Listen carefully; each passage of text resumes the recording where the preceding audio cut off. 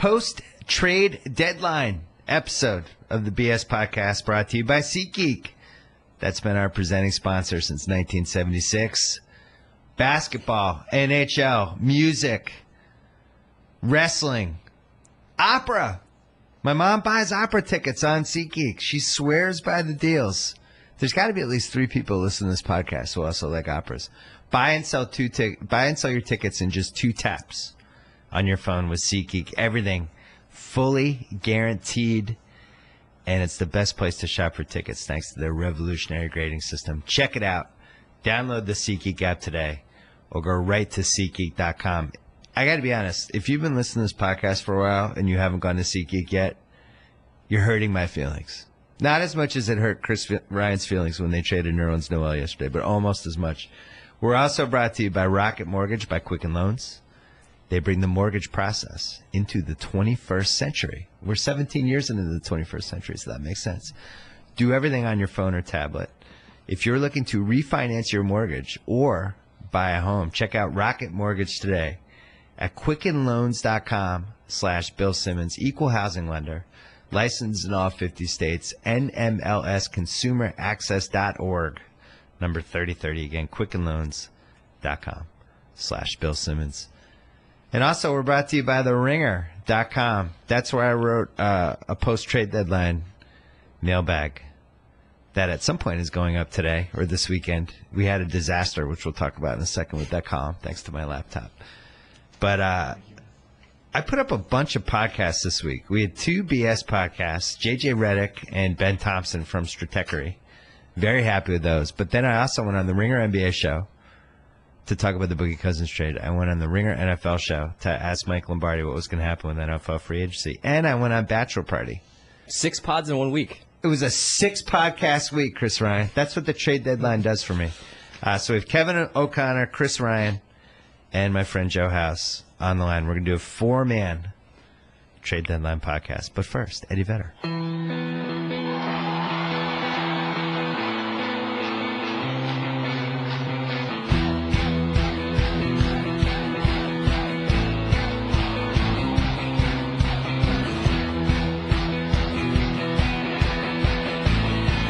Which one of us is Buke and which one of us is Steinberg in this situation?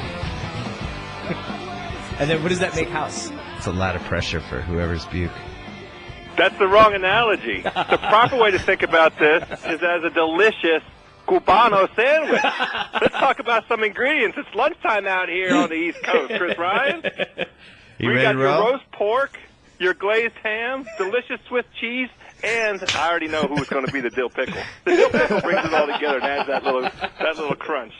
That's my boy Kevin O'Connor. Kevin O'Connor's the dill pickle here. What's going on, Joe? We might as well just make that the start of the podcast. That's Joe House, Kevin O'Connor from The Ringer, Chris Ryan. Trade deadline happened. Disappointing actual end of the deadline, but for the most part, an action-packed month. Yeah, a hell of a early part of the deadline. Ibaka and Boogie. I mean, Boogie was a monster trade. Boogie's a monster trade. Boogie ruined our 3-day presidential weekend. Yeah. Which I both appreciate and didn't appreciate. We did have company at my house, one of my wife's good friends and her husband, and just was not expecting to be on my iPad for 7 straight hours refreshing Twitter. Did you see that coming, Kevin? It kind of just took over the All-Star game. Yeah, that was what I thought. I mean, like me, I was sitting next to Micah Peters from The Ringer, and like, you know, suddenly it became like looking at your phone, wondering what Woj was going to bomb next, and not watching the game on the floor in front of us. Woj carpet bombed the All-Star game house.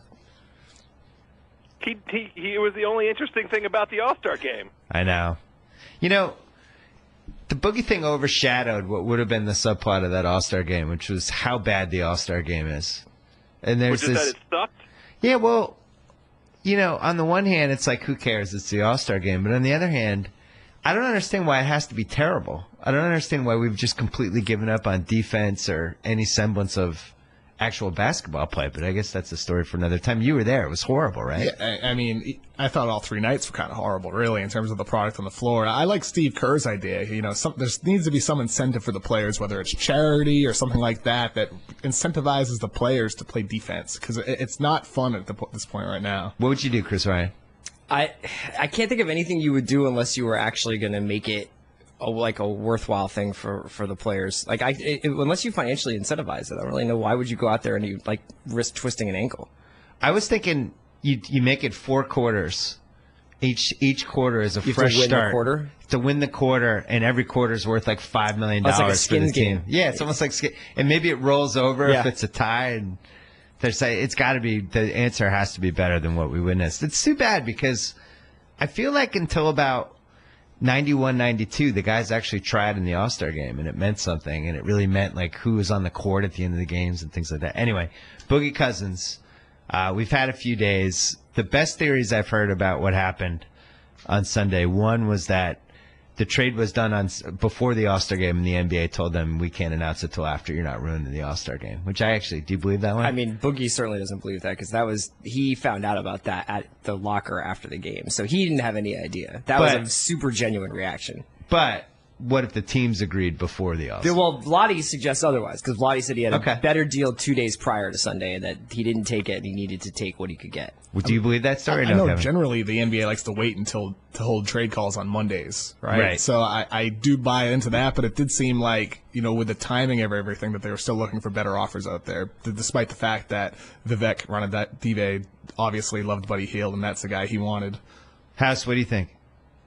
The report that I saw suggested that they had a better deal in place with New Orleans, that the deal got worse, and that the culprit in terms of the deal getting worse was DeMarcus's agent, who was trying to scuttle the thing by any means necessary so they could get to the summer and try and get Boogie that mega max. Yeah, he said he wouldn't re-sign with anybody who traded for him.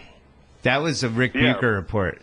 I still feel like I keep looking at the Lakers and how that all played out. And I know for a fact, because I've talked to people, that Mitch Kupchak was trying to trade for Boogie that whole weekend. And then all of a sudden, and then he's gone. So I've been wondering, was there a Laker trade that he wanted to do that then Jeannie Buss called Magic and was like, Magic, we're about to do this trade. What should we do? And he's like, that's great. And then he pulled a power play. Or was there a Laker trade that he didn't want to do? That Magic said, that's crazy, we should have done that. Yeah, because Boogie is, when you look at the legacy of the Lakers, they're just always defined by having a great center, right? Yes. And that this makes sense. So the fact that maybe he didn't want to include Ingram or whatever it was that he didn't want to include, we don't know. I could see that being more than Kupchak being like, I want to do this deal, and Jeannie and Magic saying like, no, we have to keep Ingram.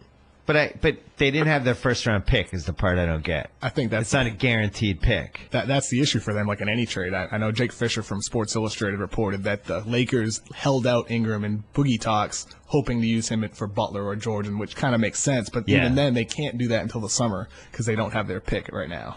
House, do you like Brandon Ingram? He's okay. He's still... He's so young and still so skinny. I feel like he has growing. It's not a perfect comparison to compare him to Bradley Beal, but Bradley Beal has been growing since he arrived here in Washington. He is, for this season, for the first time, looks like he's in the body that he's going to be in for the rest of his professional career.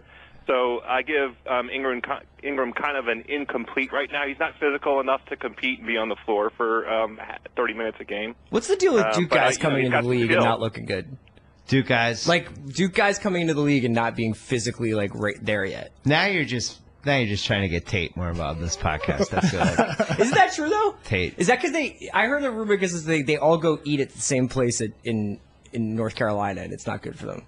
You think it's like the smoking and drinking? Carlos Boozer came in ready. Carlos Boozer was 30 when he came in. He was 30. That's right. Right. He came in ready. That place aged Carlos Boozer, but Okafor, Kyrie was dinged up when he came into the league.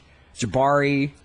I said this to Chris Vernon on the Ringer NBA show on Monday. If Ingram was the deal breaker, I don't understand that. And you follow the college way more than I do, Kevin. But I'm not ruling out anything with Ingram. He tries hard.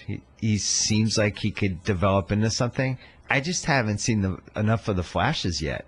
I think with Ingram, I would have him ranked behind Jason Tatum this year and Josh Jackson. Maybe Jonathan Isaac, too. I think Ingram's really good. I think he'll be a really good player. But some of those Kevin Durant comparisons we saw last season, that's just outrageous. Like, Ingram's a solid overall player. Yes. I want to send that person a present. and it's not going to smell good. He's tall and skinny like Kevin Durant was. Yeah. I mean, Kevin Durant had one of the greatest college seasons anyone's ever had and was playing out of position at the 5 and was carrying their offense and was putting up double-doubles every night. Was playing for Rick Barnes. Yeah, it was playing for Rick Barnes. And he was insane that season. He was a freshman. Whereas Ingram is more solid overall. Like, people talk about him as a scorer, but he's a pretty good passer, too. I look at him as kind of like the second guy behind your star. So, for the Pacers, obviously you're not going to just accept Brandon Ingram and D'Angelo Russell in a trade. You're going to want that Lakers pick if they were able to keep it. Well, I think, I want to get back to Boogie, but just quickly on the Pacers, there's no way that they're trading Paul George in February when they don't know how the lottery is going to play out. And that's why I was very skeptical with this whole thing. Unless Paul George went to them and said, I'm 26, I want to play for a title this season, which he didn't. You keep him. You wait. You want to see, their best case scenario is the Lakers get the first pick and the Celtics get the second pick, and they just play them off each other, for Paul George. And what happens if the Lakers get the 5th pick and the Celtics get the 3rd pick? Or Brian Colangelo ends up getting the Lakers pick and the Sixers win the lottery themselves and they decide to end the process and, go all in, trade those picks for Paul George, even if they aren't sure that he's willing to re-sign there. Go ahead, Chris Ryan. You want to do this now? Yeah, let's do it now. We'll go back to Boogie. That's great. That would be a great scenario. I don't know if I would actually even, given what people are saying about this draft, would you trade the 1 and the 3 for Paul George? Like 1 and 4. 1 and the 3? 4? What did you trade 1 and 4 for Paul George? I went through this when I was writing my column. Really took a look at Paul George. 7th best forward in the league. Right? Mm-hmm. He can't make the All-NBA team this year because there's 6 forwards better than him. He's 26. He's like a 43% shooter. He's a 22-6-3 every game. He's a great defensive player. I wouldn't say he's the best, but he's on the level below Kawhi. And he can fit in with whatever you want to do. Yeah, I like the fact that he plays off the ball. Yeah. He's very good. He went to war with LeBron in 2 conference finals. It's not like you're getting Kawhi Leonard. I think there's the 8 players that are the best. And then there's guys underneath them, and he's one of the guys underneath them. And to that, it's I wouldn't trade the 1. I would trade 1 of those picks. I would trade 1 for Paul George. I wouldn't trade 1 and 3. I think that's insane. I'm so through the looking glass on this that I can't. One of the things that I wanted to see yesterday, and one of the reasons why the Sixers deadline was so disappointing, was because I wanted, if you were going to trade guys like Nerlens and Jaleel with those picks, I wanted them to be part of a package for a bigger superstar. pick. Yeah. I don't want to just give away 2 top 5 draft picks in the best draft we've seen in a long time for what you're saying, a guy who's like basically an A-. You know? You're hoping that you get an A+ in that draft, right? That's the whole point of going through these years of accruing these picks.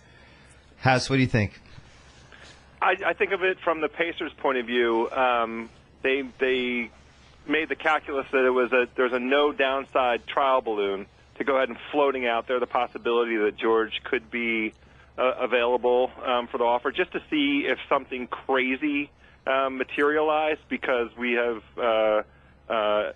incontrovertible proof that the folks running these teams are effing out of their minds. Right. So if somebody wanted to make an unbelievable, crazy offer, why not see if that comes out? But the right thing to do for the Pacers is exactly what you said at the outset of this, which is just to tight until the lottery and see what the picks actually turn into for the teams that have picks as assets. Kevin, you could correct me if I'm wrong, but I got the impression that the Paul George trial balloon stuff was more of an ownership thing, and Larry Bird was more like, no effing way. I think for them, I mean, it's similar to what Joe just said. Wait to see if someone blows them away, because at this point, right, there's no reason to rush into a deal, right? Because I think teams might feel the same way about Paul George, as Bill mentioned earlier. I look at George and I'm like, how does this guy not score 28 points per game? And I think the key thing is because he doesn't get to the free throw line. He can shoot from outside, he can create his own shot, but the one thing he can't do at a super high level is draw fouls at will. He can't get to the rack, and that's what the key ingredient for a lot of superstars. And maybe that's something he just needs to commit himself to, but he hasn't shown it over the course of his career, except for like short flashes where he like opens up the year a couple years ago, like averaging 29 a game. Like that's where we saw the Paul George I think everybody thinks of, but all he's really shown over the course of his career is like he's a 23 point per game guy, which isn't what you would deal the number 1 pick and the number 4 pick and future assets for. So he's like you said, Chris, an A- right now when you want that A+ if you're dealing all that. I mean, I wouldn't have traded. And look, I'm not a homer with trades. Like I would say I'm almost tough on evaluating the Celtics' own assets, but I wouldn't have traded the Brooklyn pick and Jaylen Brown for him.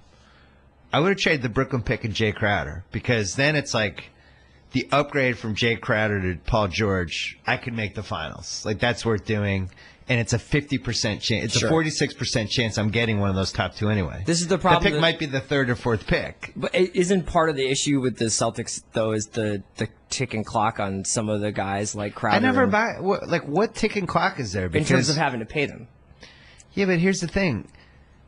They're running the process simultaneously with having a top 5 team. That's the part that people forget. Like when people look at, the Lakers or Philly, or nobody's like, there's a ticking clock. It's like, oh yeah, they're building something for the next 12 years. Like the Celtics, they can do that with Jaylen Brown and this Brooklyn pick and next year's pick while they try to compete. So it's like, all right, if Crowder and Thomas leave, you're still replacing them with guys who are more talented. Yeah, but don't you think that that's kind of the same? So what you're talking about is the same schism or same debate that's happening within like the Philly, like Sixers fan community, where it's like, at what point is enough asset accruing done? Are you done with that? And you go for a Butler or a George or a Boogie. But when you say go for it, though, it would make sense if the price was fair. Like to pay like 200 cents on the dollar for Paul George makes no sense to me because you have the assets. But when else are you ever going to get, like, you have to identify. Boston's different because Boston is a competitive team that's like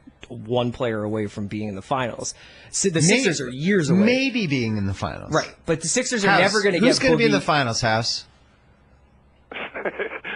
Cleveland and Golden State. Yes.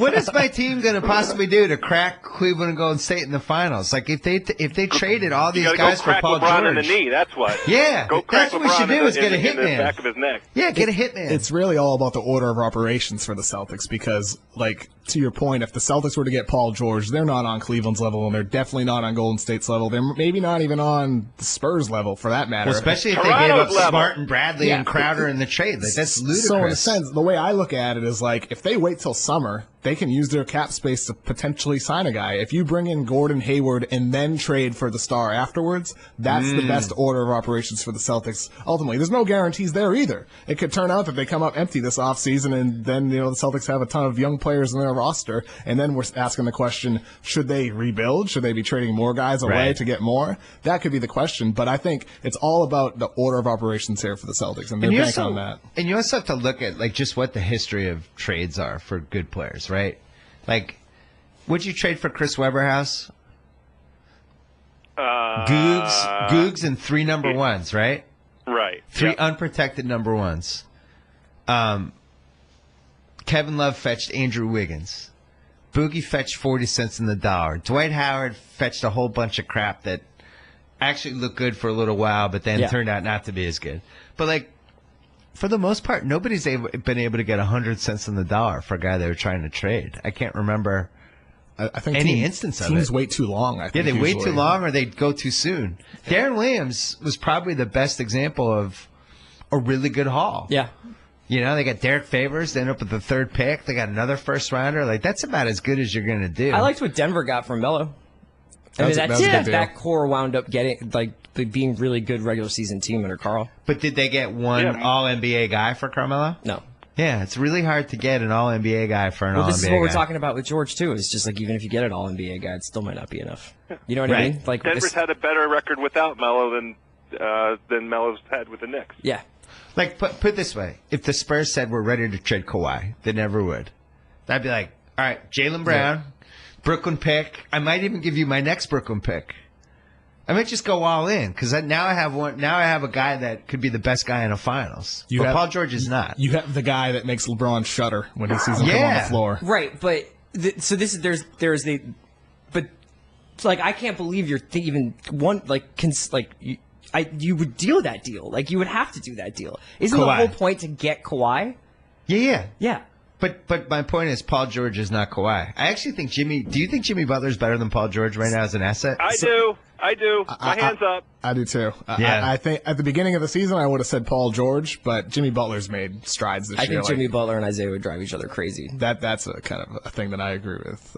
I Because think they both even need the ball. they're so ball dominant. Butler needs to be convinced to stop pounding the ball. He hasn't had a reason to be convinced of that in Chicago yet. That's how Paul George would have fit in better with the Celtics team, but I think Butler's a better player.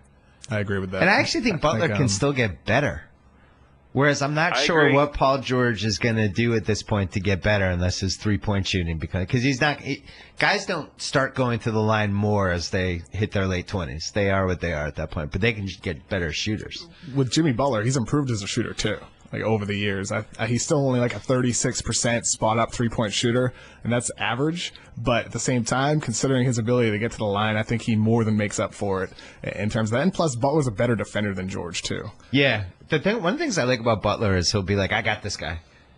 Oh, Isaiah, let me guard Isaiah for these last 2 minutes. Oh, I'm gonna go get LeBron. Yeah. Like he'll jump around and do stuff. He got the dog in him. That's what I like. I like Jimmy Butler. I'm gonna admit something right now. Particularly. There's like a 7-minute stretch yesterday when I thought Jimmy Butler was happening. When the Bulls made that weird Cameron Payne trade. Yeah, that's what I thought that was about. Rebuild, reboot, blow up. I was thinking that the Paul George stuff was just all a sideshow. That was just a distraction from what was actually happening with Jimmy Butler. Yeah. It's kind of conspiracy theory, partially, sourced a little bit too, but I think that Butler was actually the real target there. It was like when Tate was in college. Tate, when did you get your girlfriend? When did you start dating your girlfriend? 3 years ago, 4 years ago. Before he met his girlfriend, when Tate liked a girl and he would go talk to another girl to make the first girl jealous. He told me he used to do that all the time. It's a common technique. No, but that's what the Celtics did. They're like, we're going to go over here and talk to Paul George. Paul George, can I get you a drink? And Chicago was like, what? Who? They're talking to Paul George. What's going on here? But it didn't work.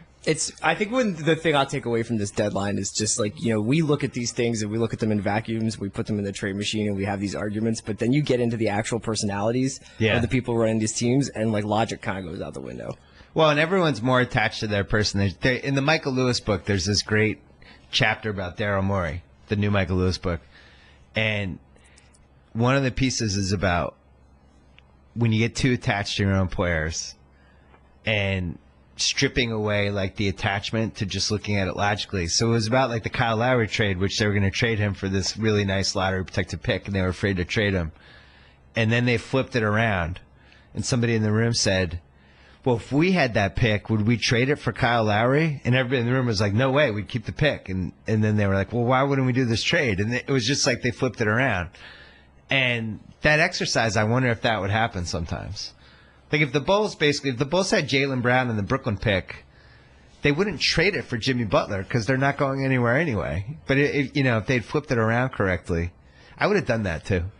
I'm fascinated by like the different philosophies each team has when it comes to decision making, because I think I kind of wrote about this earlier this week with the Bulls. I think from what I've heard, there's disagreement within the front office of what direction to go. Yeah. I hear John Paxson's the guy who kind of sees the writing on the wall that they can't build a winning product around Jimmy Butler, whereas Gar Forman and ownership is like, you know what? We're doing pretty well here. We're still in the playoffs. We get a star player. We're good. And they like the status quo. Can I tell a Gar Forman story? Sure. We went to do the Durant podcast 2 weeks ago, and on the way home, Gar Forman was on my flight, and this was at, I'm going to say noon, the day after the Warriors completely annihilated them as the trade deadline was getting near. And the flight was about an hour and 20 minutes, and he slept the whole time. And I was like, it all makes sense. Don't they have? He wasn't on. You thought he should be on the emergency plane phone? I thought it should be at Go Air with the 30-minute internet. Go Air, like on the trade machine, just coming up with ideas. No, long nap for Gar. Do you think GMs need the trade machine? I swear to God that happened. What? Did GMs use the trade machine? I think they do. Absolutely. I think Magic's going to need it. I hope not. Magic's like, I got to understand the CBA. I got to take a crash course. It's like, it's not hard. He's There's a scrolling salary through the cap. Larry Kuhn FAQ. Like, That's the pick swaps, huh?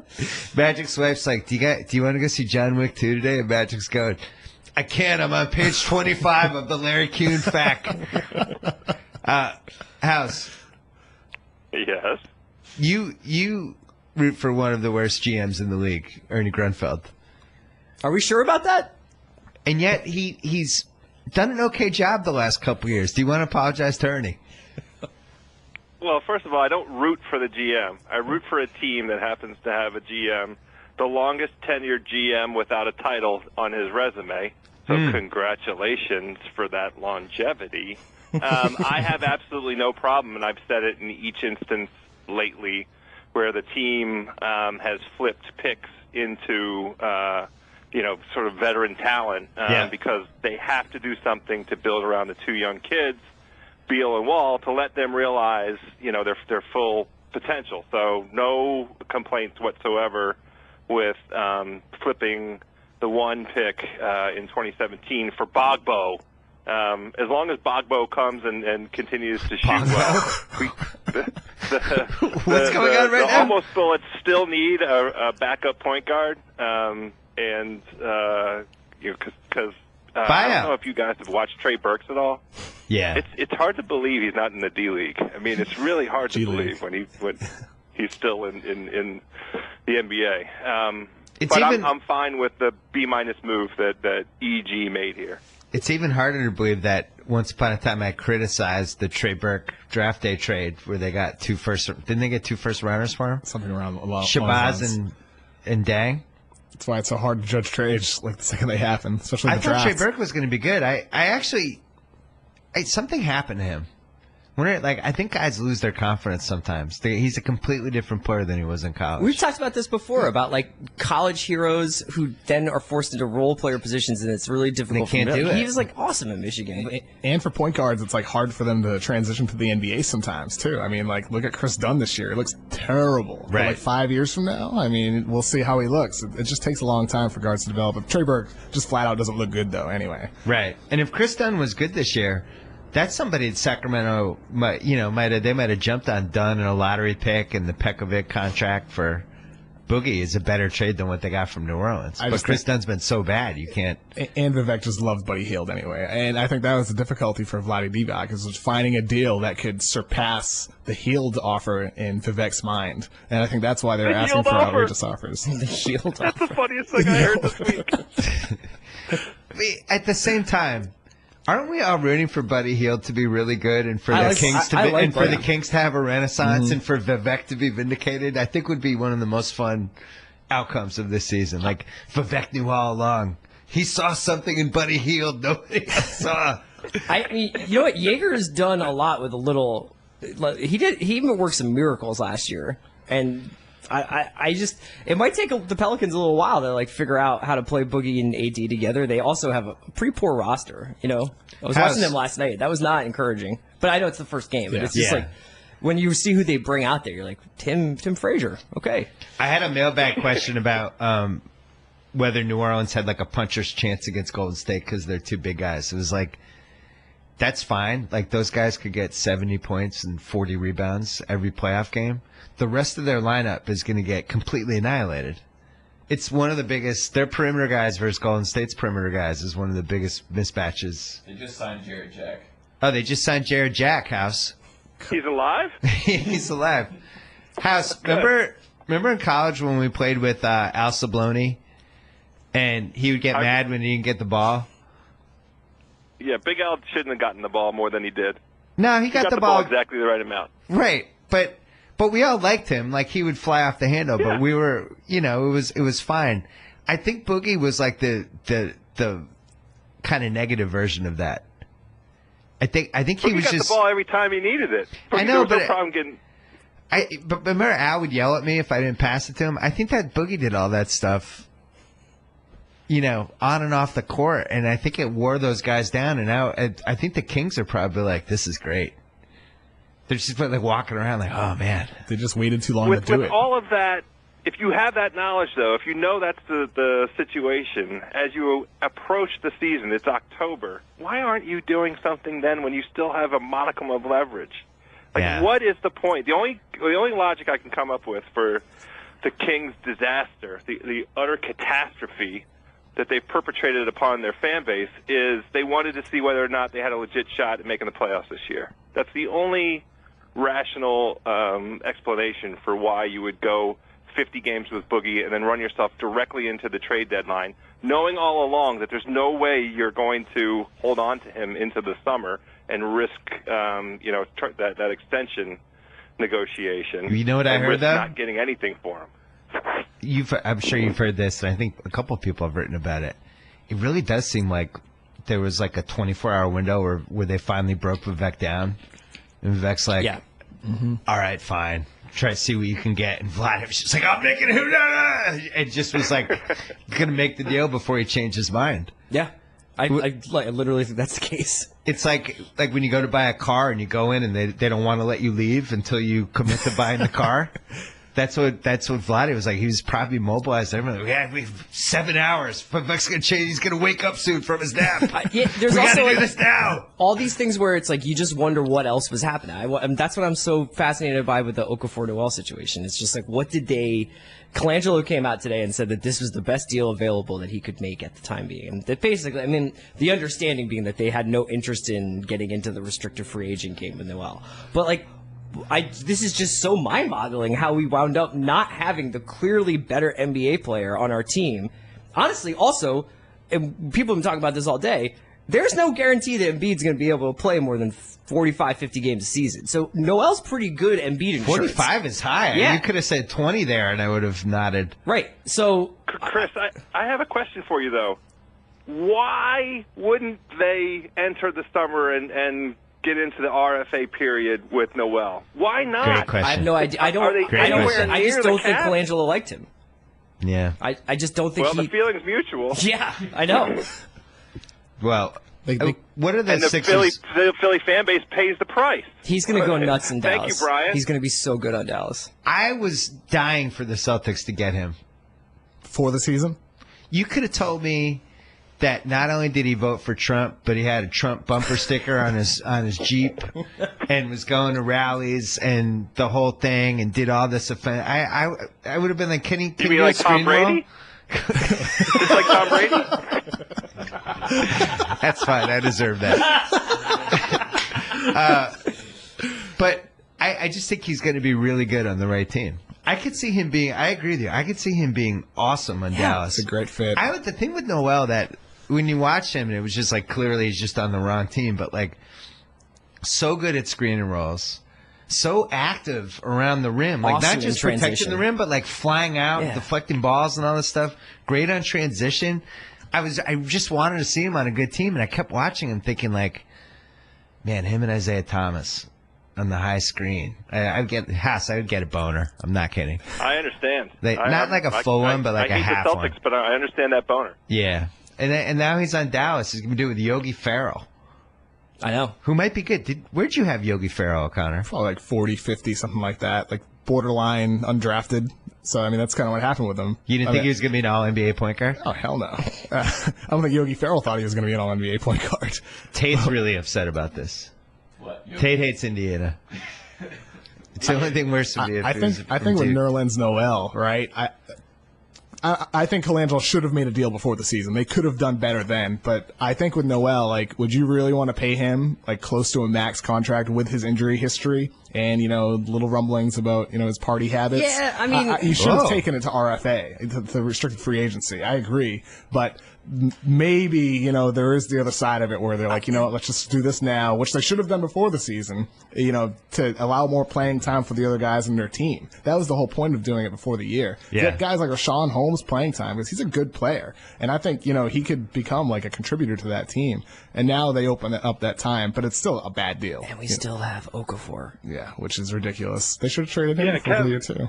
The problem I have with what you just described is who is playing backup for Embiid. They have to have a replacement level, above replacement level backup You guys are for missing. Joel. You're missing a key part of this. One of the reasons they traded Noel now is to make the team worse. Yes, I know. I'm So- aware. I'm aware Yeah, of okay. what he's doing. Yeah. And I'm aware that he is trying I'm aware that Colangelo is essentially doing what Hinkie would have done, but trying to make it sound like it was in the best short-term interest of the team as well. He's like, oh, now Dario gets like a more we got rid of Ilyasova so that Dario has like a more focus. He wanted to get rid of Okafor. I just feel like this just reeks of like waiting too long and getting screwed by not having any options. And I do think that he wanted to get involved in a three-way for Butler for Boston, and he just when that collapsed, he had nothing else to do. Would you have traded him for Terry Rozier, Minnesota's 32nd round pick, which would be like 35, 36 in this year's draft that Boston has,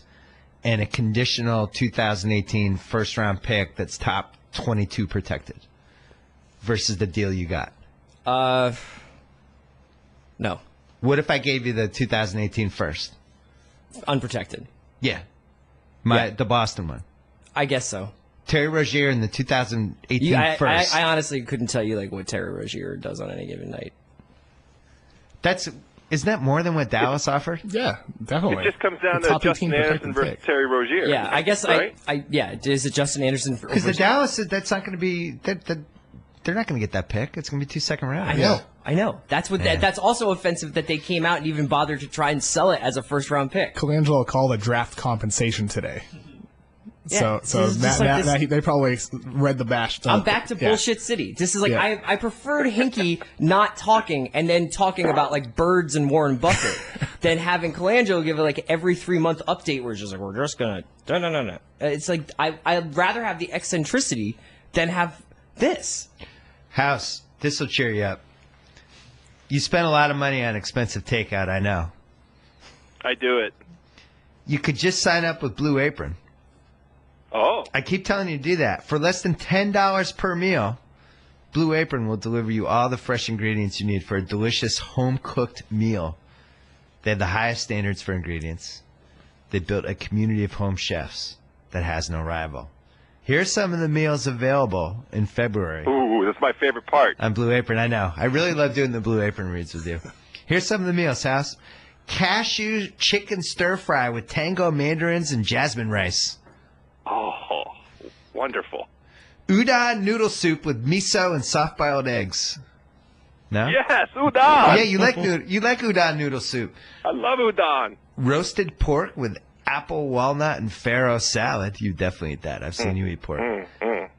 Crispy barramundi with quinoa and roasted carrot salad. A little healthy for you, but you'd eat it anyway because you love food. Keep going. Don't stop. That's all I have right now. You can get your first 3 Blue Apron meals for free with free shipping if you go to blueapron.com/BS. What was your favorite out of those 4, House? Cashew chicken stir fry? Yes. You know why? Because I would have said udon, but it's 75 degrees here on the East Coast now, so I'm ready for spring. All right. blueapron.com/BS. First 3 Blue Apron meals for free with free shipping. What else can we talk about at the trade deadline? You want to talk about the Thunder? Yeah. Dougie McBuckets? Oh, Taj Gibson? Man, I got to do it. It's become a BS podcast cliche at this point. Are we sure Doug McDermott's good? He doesn't do a lot else other than What does shoot. he do? He can shoot the lights out. I think that can help Russell Westbrook for sure. I mean, he might hurt them on the defensive end, but who cares if he's shooting like 45% on wide open spot up threes. He could be Anthony Morrow. But Anthony Morrow wasn't making shots. Tate and I saw them in person 2 weeks ago, and on the way home had the "what the hell does Doug McDermott do" conversation, because it just seemed like the Warriors just had somebody stand next to him, and that was it. He was completely out of the offense. How about the Bulls trading 2 first-round draft picks for him a couple years ago? Ooh. That's a bad deal. It ended up being Nurkic and Gary Harris, right? Who are, Nurkic isn't great right now, but Gary Harris is a better player than Doug McDermott. Yeah, but there were other guys that could have even taken it 11 too in the McDermott spot. Definitely. That's a botch. Bad deal. That was a botch. One of the many bad deals the Bulls have made. It is possible, though, that all the Bulls, like how long did we hear that Mirotic was supposedly this unbelievable guy? Yeah. Yeah, and also now they couldn't even give him away. I think that's part more of an indictment of like what's happening in Chicago. That like so many of these guys Bulls that have media? potential. No, not even media. Just like because isn't Mirotic involved in all the Rondo, Butler, Wade infighting? It's like that those guys like Butler and Wade don't like Mirotic, but like Rondo does. When we saw him in person 2 weeks ago, I was riveted by how unhappy he seemed. Yeah. I couldn't stop watching it, actually. Should have drafted Rodney Hood. Oh, that could have Rodney Hood with the in that McDermott draft. Yeah. But yeah. So for OKC, Taj, that's good. Taj is good. That's gonna help. Even if it was just Taj for Cameron Payne. The thing with Payne, who I think might end up being good, I'm actually a believer. That it couldn't have been a worse team for him. You have a guy who's a point guard, who's a distributor, needs the ball in his hands. He's playing with Russell Westbrook, with the all-time one-man show we've had. You know, like, what was he going to do? He can't play with Westbrook. I think the thing with Payne is, like, even if he becomes a good point guard, which I think he will, I like Payne, he could still be the 25th best point guard in the NBA. Right? I don't know if he has that star potential. I think he's, like, one of those guys who you're happy to have on your roster, good starter, but he's not the guy. I think the Bulls, I mean, if they were to trade Butler in this draft, they should still target a point guard, I think, in this year. Right. It's a loaded draft. House, we did this exercise, O'Connor and I, the other day in the office, trying to figure out, because the Pelicans are obviously going to overpay Jrue Holiday, and it's going to be a mistake. I'm just telling you right now. It's mid-February. It's already a bad move. I'm already giving them an F- for it, and it's 4 months away from happening. And we're trying to figure out, is he in the bottom third of point guards you want? So we went through all the rosters and be like, you know, Boston would rather have Isaiah Thomas, like Cleveland would rather have Kyrie. Go all down the line. What do we have ranked? 21st or 22nd? Something like that. I think it was 22. 22. Maybe it's 22 and a half because we had a couple disagreements in there. Yeah, it was somewhere between 21 and 23 where we had Jrue Holiday ranked on the starting point guard, who would you rather have list. And he's going to get paid over $20 million. Yeah, at that point, I would just rather roll the dice with the Yogi, hoping for next year's Yogi Ferrell. Going like stopgap dudes or whatever. That's the inherent problem with the Pelicans, too, because once they pay Jrue Holiday, they lose cap flexibility, and it's going to be very difficult for them to add good players to that roster that can contribute, and they need more, right? That Boogie, Davis, Holiday is a nice core, but they need more than that. So it seems like what we're getting into now is that last year this time there was no cap. Like, there was no such thing as bad deals. We're just going to throw this money at people. We have to we have to make up all these numbers. And now all of a sudden, I feel like I'm hearing more and more like, that's a bad deal. This guy's expiring. Like, because the cap's not going up. It's going to level out, right? Yeah. But like, that's, to me, Jrue Holiday has saved the Pelican season. Like, he seems like he's like a really good point guard when he's healthy. And I probably would have him higher than where you guys have him. But I understand what you're saying. He's like $20 million for Jrue Holiday is nuts. We're going to have to go through the list. The hard thing about it is if you bite down on him that way, that's your big three. And what's the ceiling for that big three? House, I'm just having like such a hard time. Like, it's like, how many good, like, what's the alternative, right? You've got AD and Boogie. Like, don't you have to kind of put as good of a supporting cast around them as possible? You need a psychiatrist. I agree with you, Chris. So you need those assets. So you would otherwise devote exclusively to Holiday and try and come up with, turn that into two players or 2.5 players. I see. All right, here's the exercise. Ready? You go running back by committee then. Here we go. I would. Golden State, Curry. San Antonio, would you rather have Patty Mills at a cheap contract or Jrue Holiday? Patty Mills for cheap. Okay, 0 for 2. Kyrie, 0 for 3. James Harden, 0 for 4. Isaiah Thomas, John Wall, Chris Paul. We're now 0 for 7 for Jrue Holiday. Utah Jazz, would you rather have George Hill? What's George Hill make? Or Jrue? Is George Hill free agent? Is George Hill going to make $20 million? Maybe like a level below that, I think. But pretty close. I would take George Holiday's Hill cheaper. Not crazy for Utah. That's the right kind of situation to me, right? He could really help that team get over. All right, so let's give it to him. They're trying to get that's the first one. Yeah. So there's one. Mike Conley, no. Kyle Lowry, no. Dennis Schroeder at a cheap price, or Jrue Holiday for $20 million a year? Absolutely Jrue Holiday.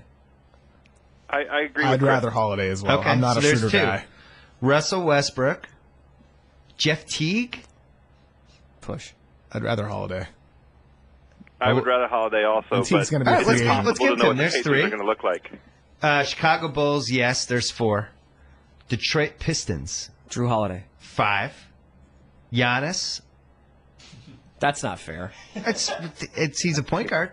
Jamal Murray and Moutier or Jrue Holiday? Jrue Holiday. for $20 million, or would you rather have the I'd upside rather of have the kids? Denver guys. House, you're the Me tiebreaker. too. I'd rather have the Denver guys. Okay. Dragic? That's a split. How much is Dragic? He's like 17, 18, Yeah. and he has like another year left. I'd rather have Dragic. Okay. Same. Sacramento. Ty Lawson. Jrue Holiday. Jrue Holiday is exactly the kind of player that So that's Sacramento's 7 at. teams. Damian Lillard, Kemba Walker, no. Oh, Whoa. Tate rather have Jrue Holiday than Kemba Walker made the All-Star Really? team. Do you think that Get the out of here, Hornets would Tate. be We're better not with listening to Jrue you. Holiday than they are with Kemba Stop Walker? it, Tate. Don't listen to No Tate. way. He's got an irrational That's Kemba. rude. 40 times a Stop it. Knicks, yes. So there's 8. Would you rather have him or Yogi Ferrell and Seth Curry? I'd rather like- have Holiday. Yeah. Yeah. You'd rather spend $20 million for Jrue Holiday than $1 million on Yogi Ferrell and Seth Curry. That makes Dallas really interesting, right? Yeah. All right, I'll give it to you guys. I don't Is agree Dallas with it. using their money on something else? Like, if I visit, who's like the guy who's getting paid on Dallas? Minnesota? Jrue Holiday. I think I'd rather have I the agree. combo of the youth. I mean, if it's one guy, like if it's Holiday over Rubio, I'd take Holiday. But if you're also throwing Dunn in there, like Dunn and Rubio, Dunn. I'd rather Dunn and Rubio. I would too. I'd rather have done in Rubio. Okay, me too. I'm agreeing with Kevin. Philly? Jrue Holiday. How about TJ McConnell, Chris? Orlando? He's the greatest point guard all time. We're just. I'm not. I go ahead. Orlando, Jrue Holiday. Lakers, I'd rather have Russell. I'd rather have the youth. Me Phoenix, too, Russell. Bledsoe. In Brooklyn, you'd rather have Jrue Holiday. So that's more teams than when we did it Yeah. last time. So now we so- have him ranked like 19. Yeah, still, that's not great though. No, that means he's still, never I gonna think that be an I'm all-star bringing team a ever. little bit too much Doug Collins to this podcast. Maybe I influenced you guys. Drew's a gamer. The other factor here, though, I've been in is, some wars with Drew. the other factor though is there's like a bajillion point guards coming in this draft. So, and some See, of those that's the guys thing, are going to that- become stars. But that's my point. Like, if he is not one of the best 12 to 13 point guards in the league, I would just rather roll the dice with what's out there and maybe get a draft pick or something, or another free agent, or get somebody in the cheap. I think Jrue There's a Holiday's- point guard surplus. There is a point guard surplus, but I think that Jrue Holiday getting 20 mil is not the most egregious person getting overpaid in the NBA right now. And I don't really, I mean, I just wish that they would stick to a cap so that we could get accrue like a fixed value of players.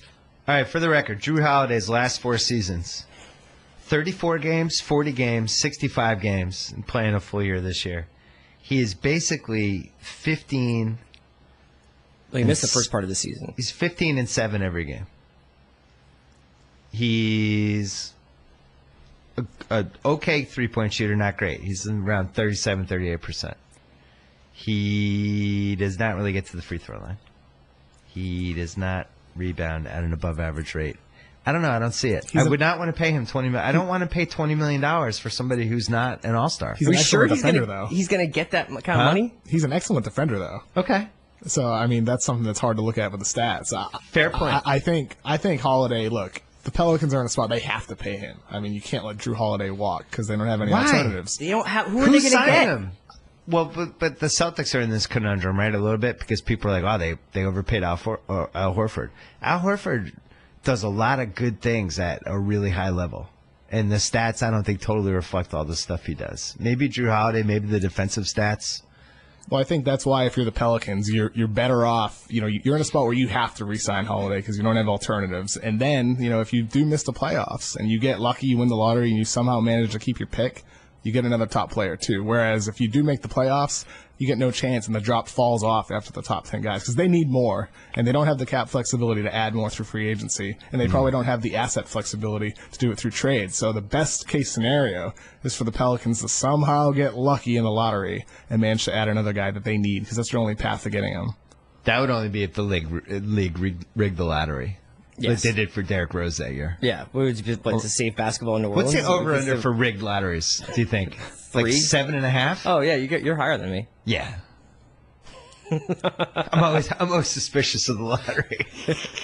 No, I don't think they rig it. I think that this is like a really, Not really, it's a totally. deeply philosophical question. Yeah. We just spent the first part of this podcast talking about how Brandon Ingram isn't that good, but like last last year at this time, everybody was freaking out of Brandon Ingram. And it's like, I was under the impression that Brandon Ingram was going to come into the league and set it on fire, based on the way that we were talking about it. Is even if you got Fultz, is that a better option for the current Pelicans than... Well, that's a totally different level of guy, though. Okay, but is Fultz coming into the league Ingram next year? Ingram wasn't even remotely a sure thing. None of these guys are going to come in next year and light it up. Right. I don't think. I mean, I think, for the Pelicans, right? Lonzo's dad is furious right now. Okay, yeah. Okay, sorry, LeVar. But I think for the Pelicans, it's like they can't go all in right now because they don't have the flexibility. So in a sense, they need to manage and have this good team, this 500 team, and then have that young star player that comes up. They wanted that to be Buddy Hield,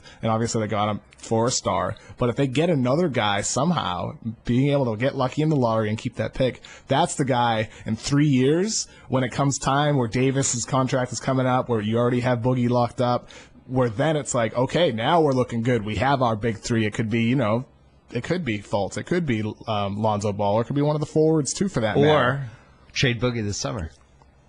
Flip the asset. That'd be sneaky. To the Wizards.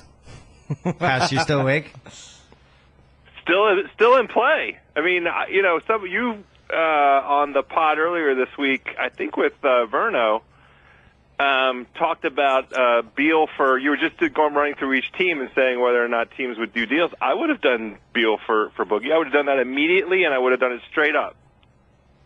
No hesitation. Well, because House is worried about his legs. That's fair, but at the same time, House has had enough of stress fractures with Bradley Beal. But then you'd be worried about Boogie's personality once you have him on your own team. Boogie and Wall and Scotty Brooks.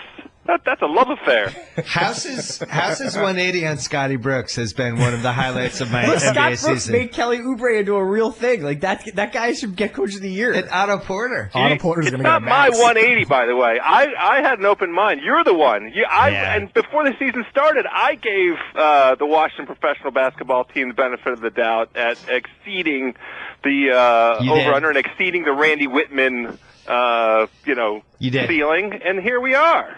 You did. You don't think Fultz could come in and be good right away? I mean, he could contribute, but you mean making a super big winning impact where you're putting him out there at the end of the fourth quarter? I think he can contribute, but I don't know if he'll be a guy where he's really making a big difference, at end of game situations, which is really when it matters. I'm so impressed by how he can get his shot off. He's good. I feel like he can do that at any level. My thing with him is his shot for real. I don't think he's as good as 42, 43%, whatever he is from three. I think he's a good shooter. I don't think he's this great shooter that he is right now. And we get tricked by that all the time with these small samples in college where guys play only 30 games. Right. And 5 shots can make the difference between 36% and 42%. So I like Fultz, but I don't think he's a great shooter like he looks like he's been. You like him, Chris? I love Fultz. He's awesome. What do you think, House? I love him too, but to Kevin's point, the three-point line is also 7 feet shorter in college, so it's not really a good indication. He's a good mid-range jumper, is what that means in the NBA. Least surprising headline on a major sports website right now: Sixers rookie Simmons won't play this season. Yeah, that's a shock. They got to get some better MRI machines in Philadelphia. I feel like they have a couple too many. Oh wait, the scan's different now. Be a little more honest with the injury timelines too. Yeah. House, if I did the trade value column, where would you put Simmons? Just out of curiosity. Top. How many? How many guys are we going to put in the column this year? Let's say it was a top 60. 60. I'd put him in 55, 56, something like that. He's inside of it. All right. Chad Ford just put up his mock draft 3.0. Fultz 1, Lonzo 2, Josh Jackson 3. No surprises there. Malik Monk. That's number 4. I'm in love with Malik Monk. Philadelphia. Your guy. I'm in Philadelphia. Love with I'm fine with that. Okay. Yeah. Dennis Smith 5. Ugh, not a fan. Not a fan either. Jonathan Isaac 6. Jason Tatum 7 to the Sacramento Kings. Perfect. Tate's delighted about that. Frank Ntilikina to the Knicks. Ntilikina? How do you say it? I think it's Ntilikina? Ntilikina or Tilikina. Ntilikina. One of those two. So Not sure if the N is silent. The Knicks taking a French guy. I'm sure that'll go great. Lauri Markkanen, number 9 to Dallas. We all like him. I'm a big fan. All of us like him a lot. Markkanen. Yeah. It's a good one. Also sounds like the Die Hard 7 villain. Yeah. Like Lauri Markkanen has killed John McClane's family. Brother. Yeah. De'Aaron Fox, 10th to Sacramento. Can't shoot. Also perfect. Can't shoot. Where would you guys rank Ben Simmons in this draft? Where would you take him?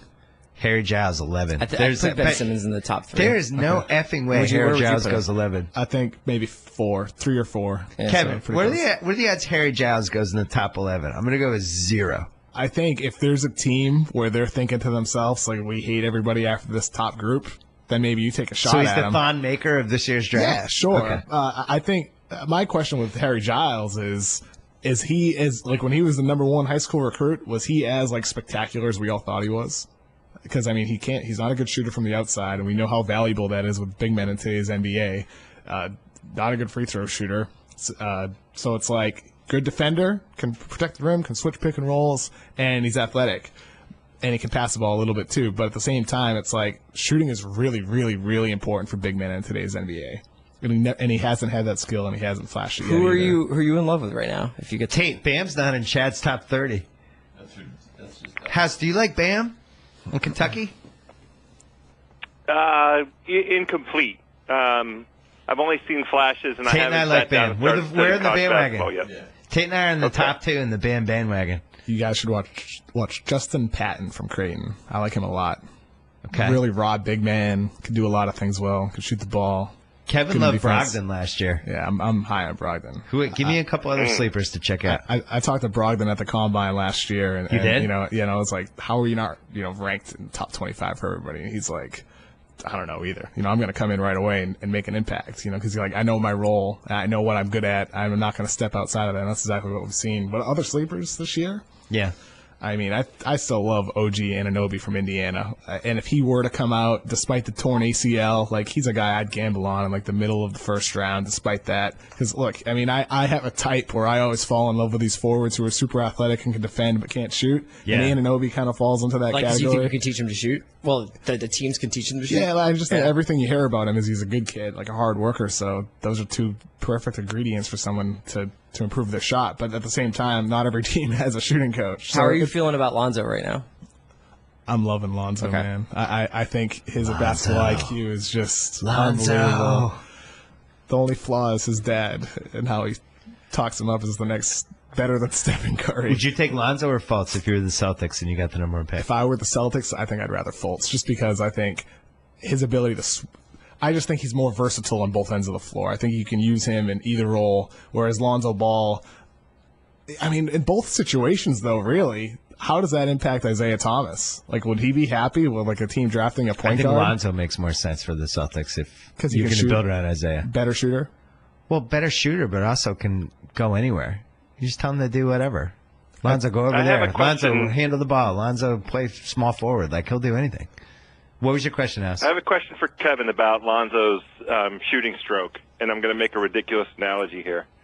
I'm curious about it. It feels like it might be really susceptible to being defended at the NBA in a way that college can't defend it. And the stupid analogy is, I think about dumb Tim Tebow's throwing motion and how long it took him to throw a pass in the NFL, and why that ultimately defeated his success. And I worry about Lonzo with that pocket, that shoulder pocket shooting style, and whether he can be sort of groomed out of that. So with Lonzo Ball, like we talked about earlier with Fultz, I don't think Fultz is actually like a 42% 3-point shooter. I kind of feel the same way about Lonzo Ball. But with that said, I feel really good about Lonzo Ball being like a great shooter off the catch. I think despite his weird, funky mechanics, that slingshot, I think he'll be a good shooter off the catch. My concern, and this is kind of like where I have my hang up with him, is I don't think he can create his shot off the dribble with those weird mechanics. Right. Like, you watch him, he has this weird, like, look closely, like, next time you watch him play. When he pulls up from mid-range or 3, there's this weird pause. Like, as he stops his dribble, as he stops his dribble, he adjusts the ball on his hands, and, like, he doesn't go straight up in his shot. And that's what, like, separates the Steve Nashes and the Stephen Currys of the world. Like, they can create their dribble and create space, but they also just fire straight into their shot, and Ball isn't at that level. Let's ask Ball's dad for his comments. Don't you dare talk about my son like that, Kevin! Just make a little He's the best player since Steph Curry! Just to make a little tweak, LeVar, to your son's mechanics, and he'll be great. Yeah, I love Lonzo. Yeah, he's so fun. I just think when your IQ is that high on a basketball court, you're going to be fine. He'll figure it out. Figure it out, and that's what happened with Brogdon. He might be like a genius. That's what happened with Malcolm Brogdon. I don't know if Brogdon's a genius. He's pretty smart. They call him the president for a reason. He might be a genius, like he might be running his own company someday. I think Lonzo's like a hoop savant. Yeah. I think Brogdon. I mean, we're comparing like a second round pick to a top 3 pick, but I think in terms of b-ball IQ, I think like those guys tend to figure it out at some level. So NBA Finals odds: Warriors minus 220, Cavs plus 360.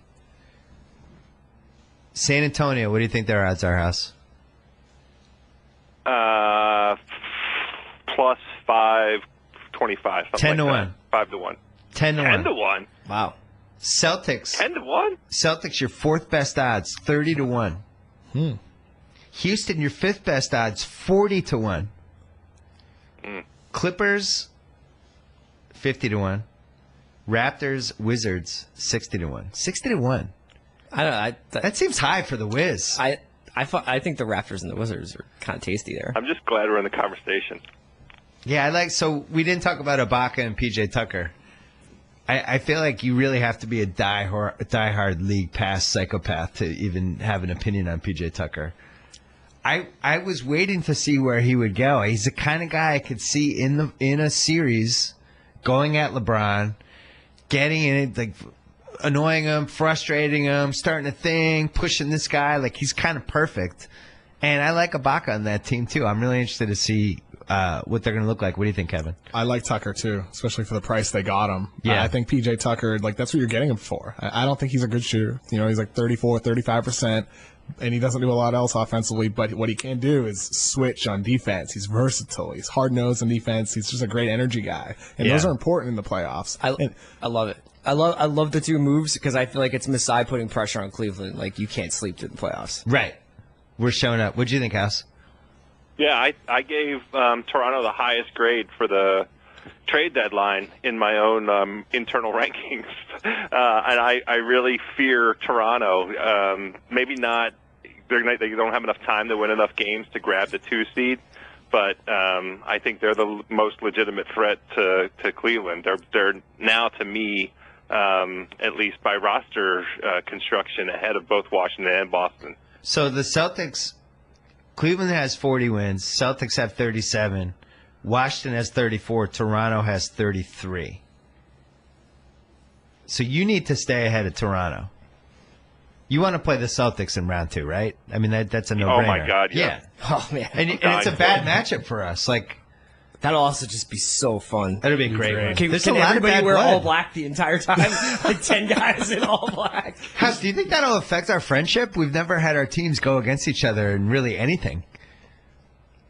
I don't think it'll affect our friendship. Yeah, I don't think you so still either. like to eat, right? Yeah. Okay. All right. We're good. We're good. I don't think our teams have ever competed in any sport in any playoff series that I can remember. Well, it's because Washington's been terrible for 30 years. Yeah, the most fun round 2 is Cleveland versus Toronto, Boston versus Washington. That's It's awesome. A slam dunk. That would be great. It would also be the first time in a while that second round Eastern Conference playoffs would be really exciting. Yeah. And then on the other side, I guess, do we want to see a Warriors-Clippers series at this point? No. We're giving up on that series? I want Rockets Warriors. Doesn't matter what round. I think the Rockets could really, really give them a run for their money, especially after getting Lou Williams. We didn't talk about that. I love that trade so much. They have shooters all over the place. They have 2 creators when Harden's out of the lineup, and 2 just irrational confidence heat check guys, Gordon and Williams. Gordon's like rational and irrational, but Lou Williams could win a playoff game. When is the last time a team had like the top 2 sixth men of the year candidates, 2 guys that can go off for 25 points on any night coming off their bench? Lou Williams is like one of the best pick and roll ball handler playmakers this season. Right. And he was playing for the Lakers. Yeah. Now he's playing on the floor with Eric Gordon and Ryan Anderson, and he could share minutes with James Harden. I think if they're healthy, the Warriors are going to annihilate everybody. Like, I think this is really adorable that you guys are like the Rockets. I think Houston's going to game the math. No. I wrote this today. They're going to shoot 63s.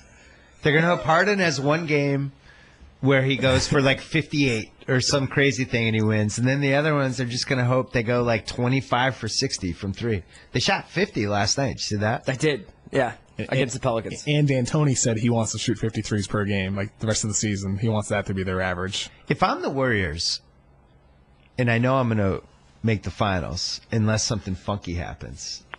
What's funky? Funky is, oh my God, we ran into that team that shot 45% from 3 and took 63s a game.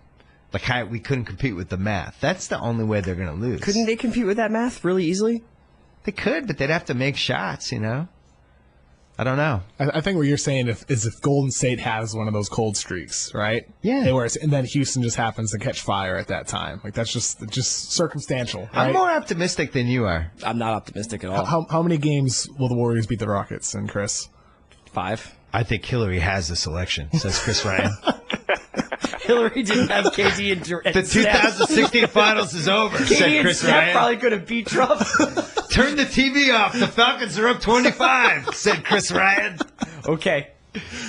It's the year that don't write in anything in pen. Okay. Damien Chazelle, accepting his Oscar award, says, thanks, Bill Simmons. And Damien Steve Carell Chazelle. lifting the Larry O'Brien. It's not. But watching the Warriors over the last couple weeks, I just don't see it. It is the unsolvable problem. I think with the Warriors, they haven't even unleashed everything they can do yet. I agree with where's the Durant, Stephen Curry pick and roll? They're not running that very often at all. I mean, there's little instances where they do it, but once they unleash that, how do you stop They had that? a 50-point third quarter against the Clippers. I know they didn't have Chris Paul, Crazy. but they were absolutely inflamed last night. If they re-sign Bogut after he gets bought out, that would be it. That's such a fun wrinkle. If Bogut goes back, he's a coward. No, I don't actually mean that. Coming up next, my take. Does Bogut have enough bravery to stay away from You're a coward, Andrew Bogut. I wouldn't go back, but I'm spiteful. I wouldn't. I'd be like, you guys got rid of me now. Where You would want you me go back? if you were him? I would go to Cleveland. Okay, that'd be fun. Or I would go to Houston. Would be the other one. I think I'd go to Houston. I don't think it was an accident that Houston just mysteriously cleared $3.3 million of buyout space on their And no ledger. Maury said yesterday in like a post interview, I forget which show it was or if it was a conference call or whatever, but he said like, we out of all the contending teams, we have the most money we can offer. And it's like, so obviously they're going to go for somebody out there, and Bogut would be awesome for them. And let's be honest, Andrew Bogut's Twitter feed makes a lot more sense in Texas. A lot. Right, Tate? He's happy in Texas. Yeah, he likes Texas. Yeah. He's very comfortable. Hey, we love having great advertisers support our show, but in order to keep doing that, we need your help. So please go to podsurvey.com/BS and take a quick anonymous survey that will help us get to know you a little better. I mean, the podcast is free. It's not like we're asking a lot here. That way we can show advertisers just how great our listeners are. Even if you've taken our show's podcast listeners survey before, the current one is new and different. I would love for you to take it all over again. Plus, once you've completed the survey, you can enter to win a $100 Amazon gift card. So go to podsurvey.com/BS and have your chance to win a gift card. Do it for us. Come on. I don't ask for much. All right. Any last things we got to cover on the NBA? Did we hit everything? House, did we cover everything? It feels like we got everything covered. Are you just saying that because you're hungry and you have to go? I drank a lot of water at lunchtime.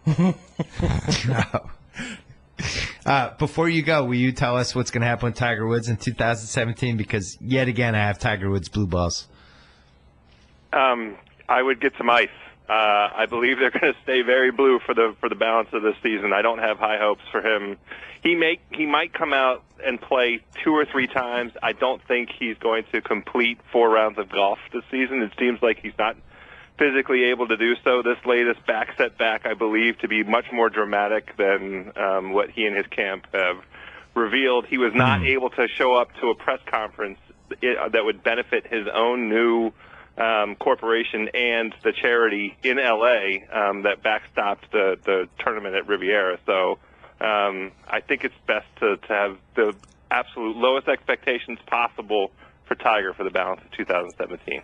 Chris Ryan, what are you looking forward to most in the last 28 games of the NBA season? The first real Boogie and Davis clicks, just amazing 60-point, 70-point game from the two of them. And I think the first 160-point Rockets explosion. Kevin? Can I look ahead till May? Sure. Draft lottery night. That's going to change a lot of things when we look ahead to the offseason. Depending on how that shakes out, could change everything for the options for Paul George and Jimmy Butler this offseason. The Lakers one's going to be super exciting. So right now we have Brooklyn has the number 1 spot locked up, but then you have Phoenix at 39 losses, the Lakers at 39, and Orlando at 38. And then Philly lurking at 35 in May. I mean, at some point they're going to have to take out T.J. McConnell and just, he might have to disappear. Yeah, he and Joel Embiid are going to have to go on a cruise. That stalls out somewhere in the South Pacific. They need to take him to South America and then tell him to get in a Jeep and drive around on a mountain for a while and see if the locals come out and get a little proof of life reference. Man of Fire? Yeah. When are we doing that podcast? Whatever you want. Right. I am looking forward most to the Celtics making a run at that Cleveland number 1 seed. Think they're going to sit LeBron for a couple games? It only takes one LeBron, my calf's tight, I'm out for 2 weeks type of thing. It would just be, I don't know. Cleveland's going to make the finals, but at least it would be nice to have to make them come to a Game 7 in Boston. Be fun. And I do kind of wish they had Nerlens Noel. Anyway, all right, enjoy the weekend. Check out my new column that went up at some point Friday afternoon. Sunday night Oscars show. Sunday night Oscars show? What's that one? Greenwald, me, and Dobbins. Sunday Night Live? Yeah. After That's the Oscars. exciting. Yeah. Periscope and Facebook? Yep. We might have tuxes on. We'll might see. have tuxes on? Yeah. Why didn't you bring this up sooner? We were busy trying to figure out whether Jrue Holiday is better than Elfrid Payton, a bag of rocks.